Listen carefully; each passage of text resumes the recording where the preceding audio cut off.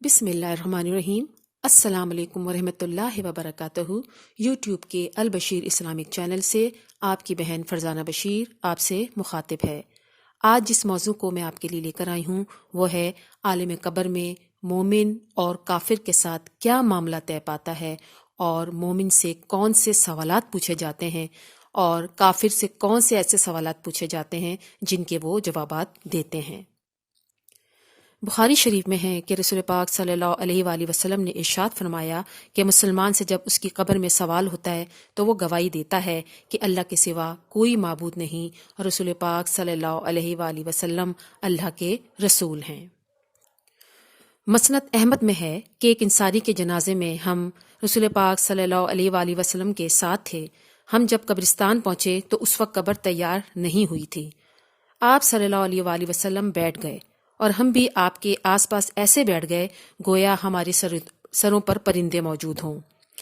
آپ کے ہاتھ میں جو تنکا تھا اس سے آپ زمین پر لکیریں نکال رہے تھے۔ جو سر اٹھا کر دیکھا اور 2-3 مرتبہ فرمایا کہ عذاب قبر سے اللہ کی پناہ چاہو۔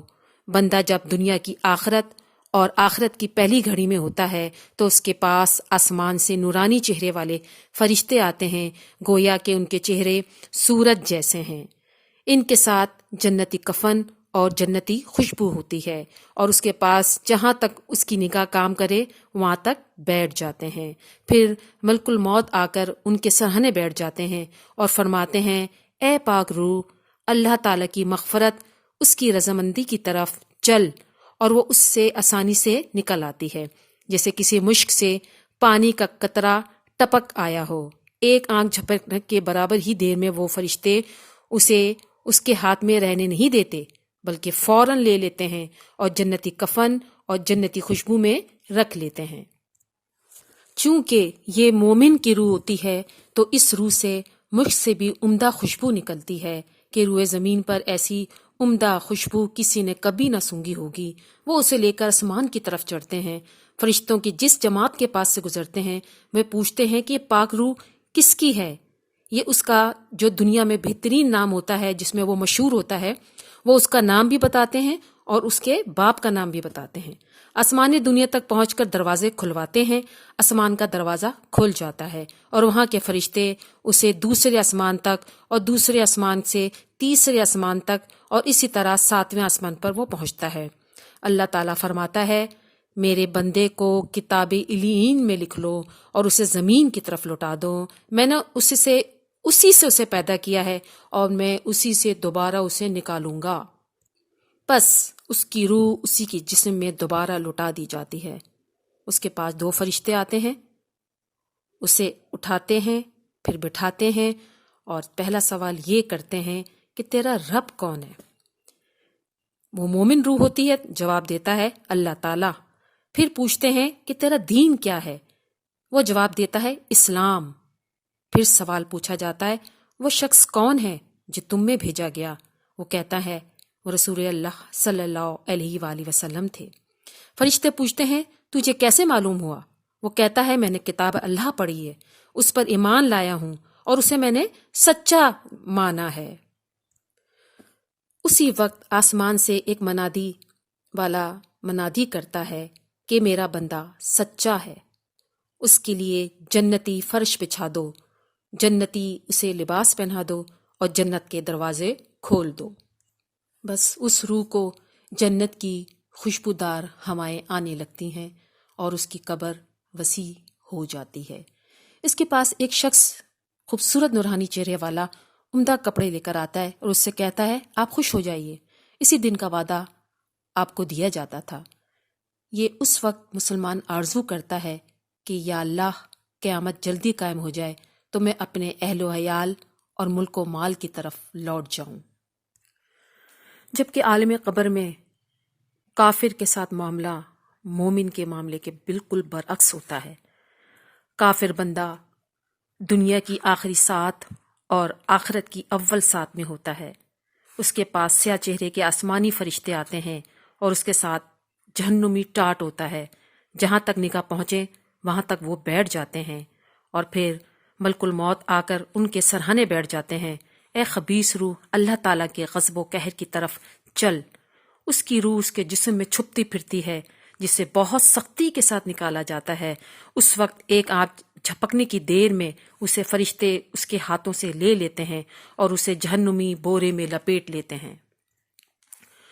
اس میں سے ایسی بدبو نکلتی ہے کہ روئے زمین پر اس سے زیادہ بدبو نہیں پائی گئی۔ اب یہ جب اسے لے کر اوپر چڑھتے ہیں، فرشتوں کی جس جماعت کے پاس سے گزرتے ہیں، وہ پوچھتے ہیں یہ خبیث روح کس کی ہے؟ وہ اس کا بدترین نام بتاتے ہیں جس سے وہ دنیا میں مشہور تھا، اور اس کے باپ کا نام بھی بتا دیتے ہیں۔ آسمان دنیا تک جب یہ پہنچتے ہیں اور دروازے کھلوانا چاہتے ہیں تو دروازے نہیں کھولے جاتا۔ اللہ تعالیٰ فرماتا ہے کہ ان کو کتاب سجین میں لکھ لو جو سب سے نیچے کی زمین میں ہے، پس اس کی روح کو وہیں پر پھینک دیا جاتا ہے۔ پھر اس کی روح اس کے جسم میں لوٹائی جاتی ہے۔ اس کے پاس 2 فرشتے پہنچتے ہیں جو اسے اٹھاتے بٹھاتے ہیں اور پوچھتے کہ تیرا رب کون ہے؟ وہ جواب دیتا ہے، ہائے مجھے تو نہیں معلوم۔ پھر پوچھتے ہیں تیرا دین کیا ہے؟ وہ کہتا ہے یہ بھی مجھے علم نہیں۔ پھر پوچھتے ہیں وہ کون تھا جو تم میں بھیجا گیا؟ وہ کہتا ہے مجھے اس کا بھی کوئی علم نہیں۔ اس وقت آسمان سے ایک منادی کی ندا آتی ہے کہ میرا بندہ جھوٹا ہے، اس کے لیے جہنم کی آگ کا فرش کر دو اور دوزخ کی جانب اس کا دروازہ کھول دو۔ یہ دوزخی ہے اور دوزخ کا جھونکا اسے پہنچتا رہتا ہے۔ اس کی قبر اتنی تنگ ہو جاتی ہیں کہ اس کی پسلیاں ایک دوسرے میں گھس جاتی ہیں۔ بڑی بری اور ڈراؤنی صورت والا، بہت میلے کچیلے خراب کپڑوں والا بدبودار ایک شخص اس کے پاس آتا ہے اور کہتا ہے اب غمناک ہو جاؤ، اس دن کا تجھ سے وعدہ کیا جاتا تھا۔ یہ پوچھتا ہے تو کون ہے؟ تیرے چہرے سے برائی برستی ہے۔ وہ کہتا ہے میں تیرے بد اعمال کا مجسمہ ہوں، اور تو یہ دعا کرتا ہے یا اللہ قیامت کبھی بھی قائم نہ ہو۔ مسرت احمد میں ہے کہ نیک بندے کی روح نکلنے کے وقت آسمان و زمین کے درمیان کے فرشتے اور آسمانوں کے فرشتے سب اس پر رحمت بھیجتے ہیں اور آسمانوں کے دروازے کھول دیے جاتے ہیں، اور ہر دروازے کے فرشتوں کی دعا ہوتی ہے کہ اس پاک اور نیک روح کو اس کے دروازے سے چڑھایا جائے۔ اور برے شخص کے بارے میں ہے کہ اس کی قبر میں ایک اندھا بہرا گونگا فرشتہ مقرر ہوتا ہے جس کے ہاتھ میں ایک ہتھوڑا ہوتا ہے کہ اگر وہ کسی بڑے پہاڑ پہ مار دیا جائے تو وہ مٹی بن جائے۔ وہ اسے مارتا ہے اور وہ مٹی ہو جاتا ہے، پھر اللہ تعالیٰ اسے لوٹا دیتا ہے، جیسے تھا پہلے ویسے ہی ہو جاتا ہے، اور پھر وہ ایسا چیختا ہے کہ اس کی چیخ کو سوائے انسانوں اور جنوں کے ہر کوئی سن سکتا ہے۔ اللہ تعالیٰ ہم سب کو نیک کام کرنے کی توفیق عطا فرمائے، آمین، اور ہمیں عذاب قبر اور جہنم کی آگ سے محفوظ رکھے، آمین ثم آمین۔ آخر میں سورہ بقرہ کی ان آیات کے ساتھ میں آپ سے اجازت چاہتی ہوں۔